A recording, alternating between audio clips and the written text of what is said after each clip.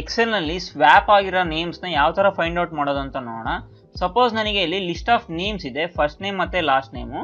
ಆದರೆ ನನಗೆ same name upcoming ರೋಸಲ್ಲಿ ಎಲ್ಲಾದರೂ ನೇಮು ಸ್ವ್ಯಾಪ್ ಆಗಿ ಕೋಡ್ ಆಗಿದ್ರೆ ಅದನ್ನು ಯಾವ ಥರ ಫೈಂಡ್ ಔಟ್ ಮಾಡ್ಬೋದು ಅಂತ ನೋಡೋಣ. ಈಗ ನನಗೆ ಸೇಮ್ ನೇಮು ಕೆಳಗಡೆ ಸ್ವ್ಯಾಪ್ ಆಗಿ ಕೋಡ್ ಆಗಿದೆ. ಇದನ್ನು ಯಾವ ಥರ ಫೈಂಡ್ ಔಟ್ ಮಾಡ್ಬೋದು ಅಂದರೆ equals if condition of open ಬ್ರೇಸಿಸಲ್ಲಿ ಎಗೇನ್ ನಾನು ಕೌಂಟ್ ಇಫ್ನ ತೊಗೊತಾ ಇದ್ದೀನಿ. ಕೌಂಟ್ ಇಫ್ನ ತೊಗೊಂಡಿದ್ದಾದಮೇಲೆ ಎಗೇನ್ ನಾನು ರೇಂಜ್ನ ಸೆಲೆಕ್ಟ್ ಮಾಡ್ತಾ ಇದ್ದೀನಿ. ರೇಂಜ್ನ ಸೆಲೆಕ್ಟ್ ಮಾಡೋದಕ್ಕೆ ಕಾಲಮ್ ಎ ಅಷ್ಟನ್ನು ಸೆಲೆಕ್ಟ್ ಮಾಡ್ತಾ ಇದ್ದೀನಿ. ಈಗೇನು ಕಾಮಾ ಇನ್ಸರ್ಟ್ ಮಾಡಿದ್ದಾದಮೇಲೆ ಕ್ರೈಟೀರಿಯಾ ಕೇಳ್ತಾ ಇದೆ, ಲಾಸ್ಟ್ ನೇಮ್ನ ಸೆಲೆಕ್ಟ್ ಮಾಡ್ತಾ ಇದ್ದೀನಿ.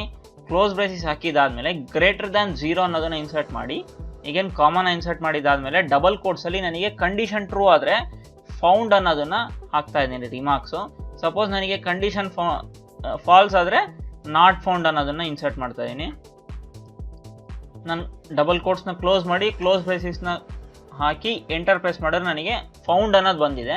ಈಗ ನಾನು ಈ ಫಾರ್ಮುಲಾನ ಅಷ್ಟನ್ನು ಡೂಪ್ಲಿಕೇಟ್ ಮಾಡ್ತಾ ಇದ್ದೀನಿ. ಅಷ್ಟು ಸೆಲೆಕ್ಟ್ ಮಾಡಿ ಕಂಟ್ರೋಲ್ ಡಿ ಬಟನ್ನ ಪ್ರೆಸ್ ಮಾಡಿದ್ರೆ ನನಗೆ ಡಾಟಾ ಅನ್ನೋದು ಡೂಪ್ಲಿಕೇಟ್ ಆಗಿದೆ. ಈಗ ನನಗೆ ನೇಮ್ ಅನ್ನೋದು ಸರ್ಚ್ ಆಗಿ ನನಗೆ ಆಟೋಮೆಟಿಕ್ಕಾಗಿ ಫೌಂಡ್ ನಾಟ್ ಫೌಂಡ್ ಅಂತೇಳಿ ಬಂದಿದೆ.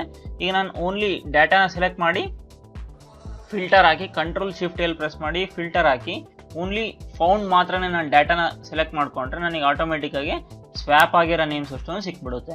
ಈ ಥರ ನಾವು ಈಸಿ ಮೆಥಡಲ್ಲಿ ಇಫ್ ಮತ್ತು ಕೌಂಟ್ ಇಫ್ ಕಂಡೀಷನ್ನ ಯೂಸ್ ಮಾಡಿಕೊಂಡು ಸ್ವ್ಯಾಪ್ ನೇಮ್ಸ್ನ ಕಂಡುಹಿಡಿಬೋದು.